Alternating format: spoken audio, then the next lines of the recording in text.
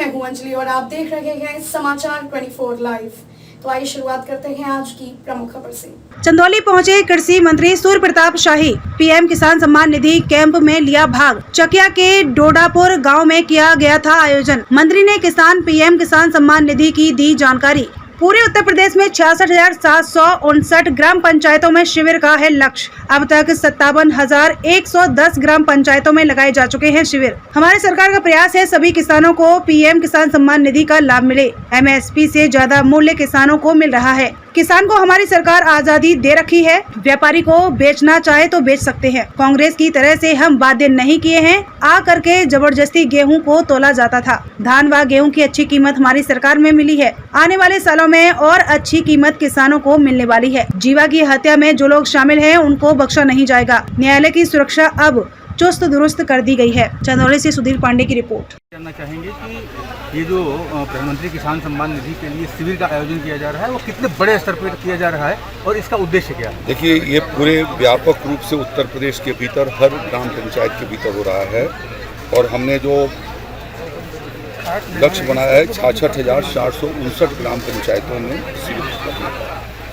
जो कल तक मेरे पास सूचना आई थी वो 57,110 ग्राम पंचायतों में ये शिविर लगाए गए हैं, जिसके माध्यम से पीएम किसान सम्मान निधि के भीतर किसानों के कठिनाइयों का निराकरण करना, उनका KYC करना, उनका भू लेख सत्यापन किया जाना और साथ साथ में जिन किसान भाइयों के बैंक खाते आधार सीडिंग से नहीं है, पोस्ट ऑफिस के माध्यम से उनका खाता खुलवा करके आधार सीडिंग कराना और इनके आधार कार्ड में कोई गड़बड़ी है, टेक्निकल दिक्कतें हैं तो उनको भी ठीक कराने के लिए कॉमन सर्विस सेंटर के लोग, कोऑपरेटिव विभाग के लोग, इस प्रकार से 4-5 विभागों के लोग यहाँ पर उपस्थित हैं, जिनके माध्यम से किसानों के समाधान करने के प्रयास किए गए हैं।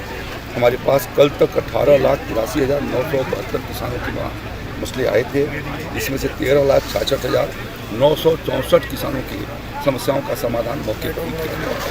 तो इस प्रकार से इस शिविर 72.56%, 72.5% के करीब यह अपने सफलता के मुकाम पर पहुंचा है और हमारा प्रयास है ये अभियान अभी कल तक चलने वाला है।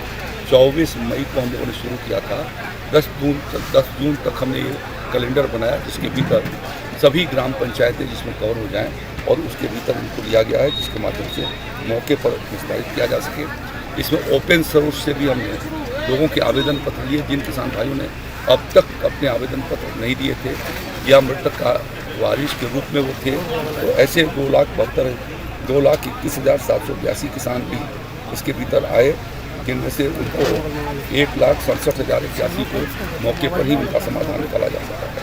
और कुछ पहले से ओपन सोर्स में पंजीकृत किसान थे, लेकिन उनका सत्यापन लंबित था। ऐसे 2,35,864 किसान थे, जिसमें 1,67,081 का समाधान निकाला गया है। अन्य जिनकी समस्याएं थी वो 2,21,15,071 किसानों की समस्या का समाधान किया है। 2,80,300 लोगों के आधार खाते की सीडिंग की गई है। भू अभिलेख सत्यापन 2,86,945 किसानों को किया है और KYC भी 2,70,163 किसानों को किया है। ये अभियान हमने इसलिए चलाया कि प्रधानमंत्री आदरणीय नरेंद्र मोदी जी की और उत्तर प्रदेश मुख्यमंत्री योगी आदित्यनाथ जी की गेहूँ खरीद लक्ष्य से पूरा नहीं हो पाया है, लक्ष्य पूरा नहीं हो पा रहा है, तो क्योंकि 10 दिन और बचे हैं, लगभग 15 तक खरीद होगी, तो इसके लिए क्या सरकार की स्ट्रेटजी है और ऐसी बातें आ रही हैं? देखिए, MSP न्यूनतम समर्थन मूल्य है। न्यूनतम समर्थन मूल्य इसलिए रखा है कि किसान को कोई घाटा होने न पाए।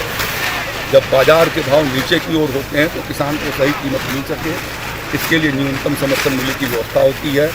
लक्ष्य तो हम अपने हिसाब से उसको रखते हैं, लेकिन न्यूनतम समर्थन मूल्य का जो उद्देश्य था कि किसान को बाजार में ही अच्छी कीमतें मिलने शुरू हो जाएं, मोदी जी की सरकार के द्वारा 1.5 गुना MSP किए जाने का परिणाम ये है कि आज MSP से ज़्यादा मूल्य किसानों को मिल रहा है और हम उन किसानों को कांग्रेस की तरह से बाध्य नहीं कर सकते कि वो लेवी पर आकर के और ज़बरदस्ती उनको गेहूँ को तोड़ना है।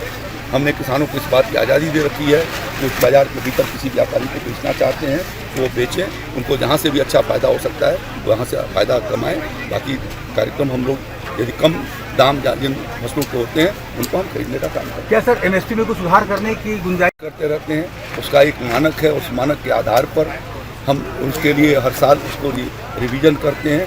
और यही कारण है कि जब मोदी जी की सरकार बनी थी 2014 में, तो धान की एमएसपी 1360 रुपये थी और पिछले साल 8 और एमएसपी लागू हुई थी 1984-85 के आसपास से, और 84 और 85 से आते आते 2014 तक मात्र 1310 रुपये प्रति कुंटल धान की कीमत थी। मोदी जी की सरकार ने 1.5 गुना करने का निर्णय किया और उसके परिणाम स्वरूप इस साल 2080 पर खरीदी गई है और अगले साल भी 2160 या 65 रुपये उसकी 70 रुपये एमएसपी घोषित हुई है, 80 रुपये बढ़ा करके। तो सरकार का उद्देश्य यही है कि किसान को उसके उत्पादन का सही पैसा मिले। एमएसपी पर खरीदना उद्देश्य नहीं है, उनको अच्छा पैसा मिले, इस नाते हम उनको सपोर्ट करते हैं। सर के कोर्ट में जीवा की हत्या हुई, उस पर तमाम सवाल खड़े हो रहे हैं, तो उसको लेकर के किस तरह से सरकार का रिएक्शन? उसके लिए मुख्यमंत्री जी ने SIT बना दी है, जांच उसकी चल रही है। जो लोग जवाब देंगे वो होंगे, उनके खिलाफ कार्रवाई की जाएगी और न्यायालय की व्यवस्था को भी चुस्त किया जाएगा, जिसके माध्यम से अपराधियों को इस तरीके का अवसर मिल सके। एक आखिरी सवाल सर। खबरों में अब तक लिए बस इतना ही। मिलते हैं फिर ऐसी ही बड़ी खबर के साथ। तब तक के लिए नमस्कार और देखते रहिए समाचार 24 लाइव।